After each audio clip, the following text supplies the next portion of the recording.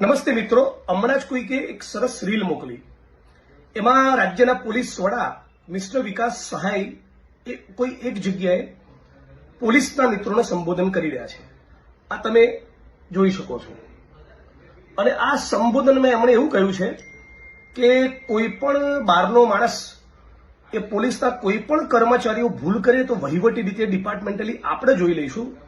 બહારના કોઈ પણ માણસની વાતને તમારે ટોલરેટ કરવાની નથી. અને પછી આની નીચે જે કોમેન્ટ્સ આવી છે એ કોમેન્ટ્સ હું વાંચું છું. પહેલી કોમેન્ટમાં લખ્યું છે કે જિગ્નેશ મેવાણી સાચા છે અને એને લાઈક કરનારા 271 છે.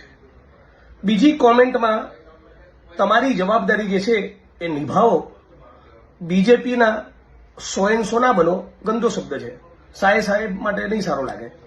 ત્રીજી કોમેન્ટમાં ફરી લખ્યું છે કે જિગ્નેશ મેવાણી સાચા છે. ચોથી કોમેન્ટમાં લખ્યું છે મલાઈ માટે બધાને ટાઈમ છે પણ દારૂ ડ્રગ્સ બંધ કરાવવા માટે નથી.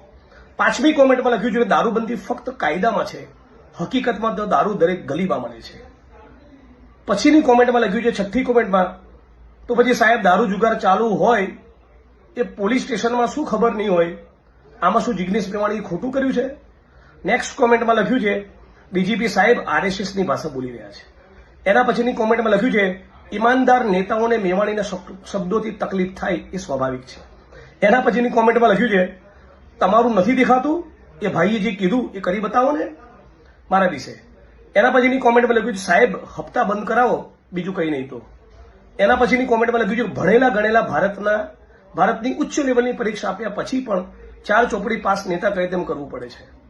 એના પછીની કોમેન્ટમાં લખ્યું છે હાઈકોર્ટ સુપ્રીમ કોર્ટે તમારા ડિપાર્ટમેન્ટની બહારના છે તો શું તમને આદેશ નહીં આપી શકે? એના પછીની કોમેન્ટમાં લખ્યું છે હપ્તા બંધ કરાવવા, ક્રાઇમ બંધ કરાવવું, દારૂબંધી કરાવવી એ તમારી રિસ્પોન્સિબિલિટી નથી. એના પછીની કોમેન્ટમાં લખ્યું છે નશીલા પદાર્થ બંધ કરાવો, આતંકવાદીઓ કરતા પણ વધુ જીવ લે છે આ નશો. એના પછીની કોમેન્ટમાં લખ્યું છે ભૂલો ઉપર પડદા પાડવાનું બંધ કરો અને હપ્તા ખાવાનું બંધ કરીને નશાબંધી પર કડક અમલ કરો સાહેબ. એના પછીની કોમેન્ટમાં લખ્યું છે સાહેબ દારૂ બંધ કરાવીને જિગ્નેશભાઈનું મોઢું બંધ કરાવો ને આમ રાજકીય પ્રેરિત ભાષાથી દારૂ થોડો બંધ થશે. એના પછીની કોમેન્ટમાં લખ્યું છે ખુલ્લેઆમ દારૂ વેચાય છે એનું કંઈક કરો, તમારી પાસે નીડર જાબાદ સૈનિકો હોય તો. એના પછી કોમેન્ટમાં લખ્યું છે જિગ્નેશ મેવાણીની રજૂઆત કરવાની શૈલીમાં અમુક શબ્દોની પસંદગી ખોટી છે, બાકી રજૂઆત ખોટી નથી. એના પછીની કોમેન્ટમાં લખ્યું છે તમારી બધી વાત સાચી સર, પરંતુ તમારા ખાતાના અધિકારીઓને પણ ટ્રેનિંગ આપો જરા કે સામાન્ય નાગરિકો જોડે કઈ રીતે વાત કરવી. માનનીય ડીજી શ્રી મિસ્ટર સાહેબ, તમારું સૂચન સારું છે. પોલીસ ફોર્સનું મનોબળ ટકેલું જ હોવું જોઈએ. એ રાજ્ય માટે જે પોલીસ કર્મીઓ કોન્સ્ટેબલથી લઈને સિનિયર મોસ્ટ ડીજી રેન્કના ઓફિસરો જે રાષ્ટ્ર માટે દેશ માટે સેવા આપતા હોય, એમના પરસેવાને અને એમના કામગીરીને એમની નિષ્ઠાને હું એપ્રિશિએટ અને સેલ્યુટ કરું છું, હું વંદન કરું છું. પણ તમે જેને લીડર ઓફ ધ ફોર્સ કીધા એવા તમારા કેટલાક કલીગ્સ અને ઉચ્ચ આઈપીએસ અધિકારીઓને લોકો ચોપડાઈ જાય છે. કેમ સાંભળી લેવું પડે છે?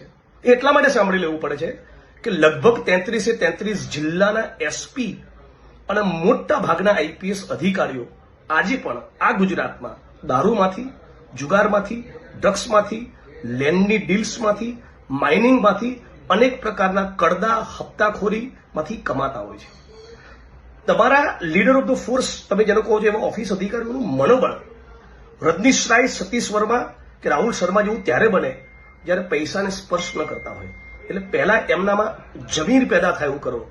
જમીર પેદા થયું ને, નોન કરપ્ટ હશે ને તો ખમીર આપોઆપ પેદા થઈ જશે. ખમીર પેદા થયું તો મારું કે કોઈનું નહીં સાંભળે, મને પણ જવાબ આપી દેશે. આજની તારીખ એવી ઓકાત અને હેસિયત એટલા માટે નથી કે સ્પાઇનલેસ છે, કરપ્ટ છે અને પોતાનું ઈમાન વેચીને બેઠેલા છે. સાહેબ તમે તો જાણતા જ હશો, ડીજી છો રાજ્યના, નામ પણ વિકાસ સહાય છે. ઈચ્છું છું સહાય કરું ગુજરાતની જનતાની અને ડ્રગ્સ અને દારૂ બંધ થાય એટલું કરી આપો. ધન્યવાદ.